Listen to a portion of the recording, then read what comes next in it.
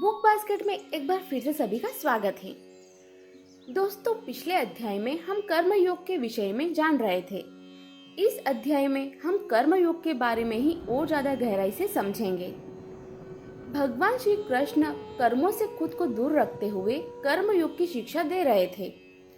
तब अर्जुन थोड़े संशय के साथ भगवान श्री कृष्ण से कहते हैं कि भगवान, आप एक तरफ तो समस्त कर्मों से मुक्त होने की बात करते हो और दूसरी तरफ आप कर्मयोग की प्रशंसा भी करते हो।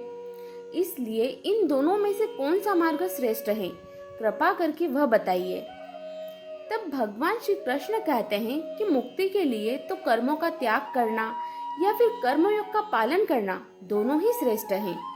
लेकिन किसी भी समय पर कर्महीन होना ज्यादा कठिन है, बजाय इसके कर्मयोग को अपनाना ज्यादा आसान है। इसलिए कर्मयोग का मार्ग ज्यादा अच्छा है। जो मनुष्य न किसी से कोई द्वेष रखता है और न ही किसी से कोई इच्छा रखता है, वह सदैव सन्यासी समझने के योग्य है।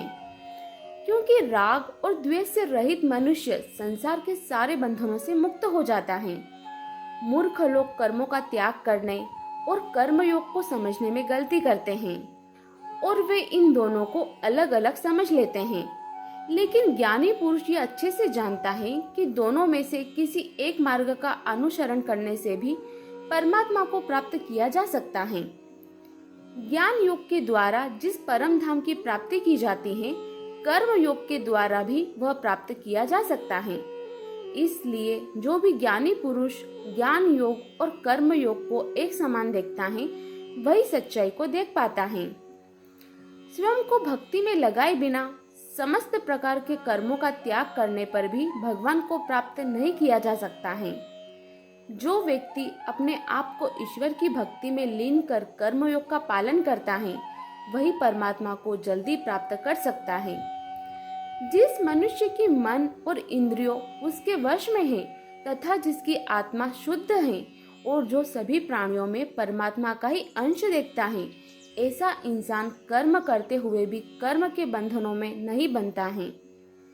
दिव्य ज्ञान युक्त पुरुष देखते, सुनते, चलते, खाते, पीते, सूंघते, स्पर्श करते, सांस लेते हुए, बोलते हुए, आंखों को खोलने और बंद करते हुए भी सदैव यह जानता रहता है कि वह कुछ भी नहीं करता है। यह सब उसकी इंद्रियां हैं जो अपने अपने कर्मों में लगी हुई हैं। यह इंद्रियां शरीर का भाग है और वह इन सब से अलग है। जो पुरुष अपने सभी कर्मों को परमात्मा में अर्पण कर देता है और कर्म फलों में अपनी आसक्ति को त्याग देता है, वह पुरुष ठीक उसी तरह से पाप से दूर रहता है जिस तरह से कमल का पत्ता पानी में रहते हुए भी पानी में लिप्त नहीं होता। कर्म योगी आसक्ति को त्याग कर अपनी इंद्रियों, मन, बुद्धि और अपने शरीर द्वारा भी केवल अपने अंतःकरण की शुद्धि के लिए ही कर्म करता है।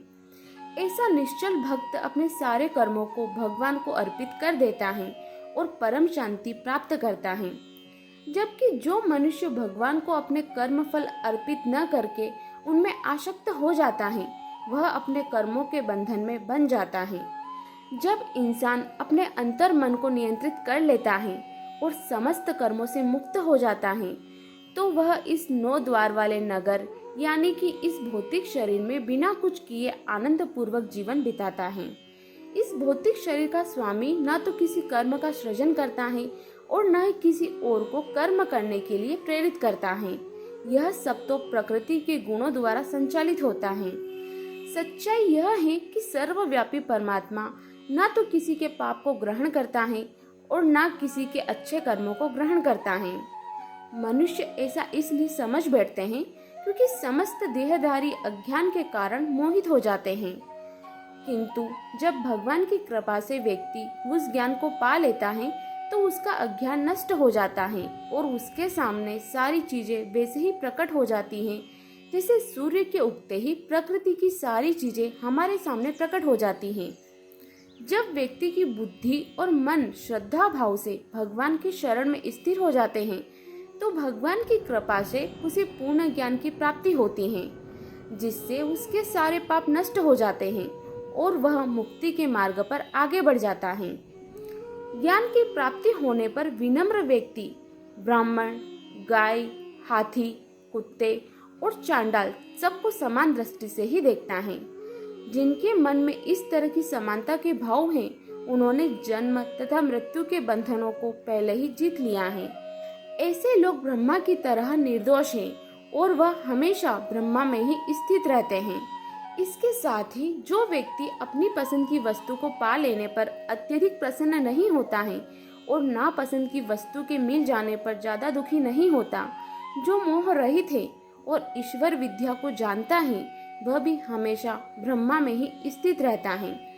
ऐसा व्यक्ति भौतिक इंद्रियों के सुख से ललचाता नहीं है, बल्कि हमेशा ध्यान में रहकर अपने अंतर मन में परम आनंद का अनुभव करता है। ऐसा व्यक्ति परम ब्रह्म में ध्यान लगाकर हमेशा सुख प्राप्त करता है।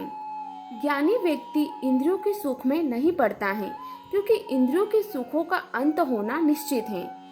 कहने का अर्थ है कि यदि कोई मनुष्य शरीर त्यागने से पहले ही अपनी इंद्रियों को अपने वश में कर ले और क्रोध और काम के वेग को सहन करने में समर्थ हो जाए, तो वह इस संसार में सुखपूर्वक जीवन जी सकता है।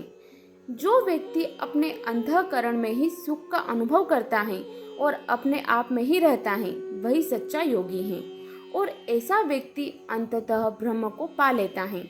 और इस तरह जिस मनुष्य के सारे पाप नष्ट हो गए हैं, जो सारी भौतिक इच्छाओं और क्रोध से रहित है और जिसने ज्ञान के द्वारा अपने सारे संशयों से मुक्ति पा ली है, जिसने समस्त विश्व और प्राणियों के हित के विषय में अपने आप को लगाया हुआ है और जिसने अपने मन को जीतकर उसे निश्चल भाव से परमात्मा में स्थिर कर लिया है, वह मनुष्य अंत में मुक्ति को प्राप्त कर लेता है।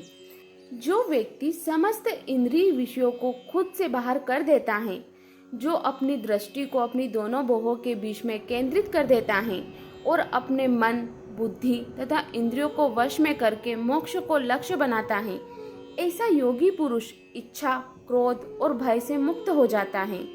जो व्यक्ति हमेशा इस स्थिति में बना रहता है, उसको मुक्ति मिलना निश्चित है। जो भक्त मुझे सब यज्ञ और तपों को भोगने वाला, समस्त लोकों के देवताओं का परमेश्वर तथा समस्त जीवों का हितैषी जानकर मुझ में अपनी भावना लगाता है, वह संसार के सारे दुखों से शांति प्राप्त कर लेता है। दोस्तों, इस अध्याय में भी भगवान श्री कृष्ण अर्जुन को कर्म संन्यास और कर्म योग में कर्म योग को श्रेष्ठ बताते हुए कर्म करने का संदेश दे रहे हैं। इस अध्याय में भगवान ने हमें यह भी समझाया कि हमारी इंद्रियां हमारे भौतिक शरीर का हिस्सा हैं, वह हमारी आत्मा का हिस्सा नहीं है। इसलिए हमें अपनी आत्मा को केवल भौतिक अभिलाषाओं तक सीमित नहीं करना चाहिए, क्योंकि हमारी आत्मा परम ब्रह्म का अंश है, जो अजर और अमर है, जबकि हमारा भौतिक शरीर इन इंद्रियों के साथ नष्ट होने के लिए ही बना है। दोस्तों, अब आपसे विदा लेते हैं। आपसे फिर मुलाकात होगी श्रीमद् भगवत गीता के अगले अध्याय के साथ। इस वीडियो को लाइक करना और इस पर कमेंट करना न भूलें। हमारे साथ बने रहने के लिए हमारे चैनल को सब्सक्राइब कीजिए। धन्यवाद।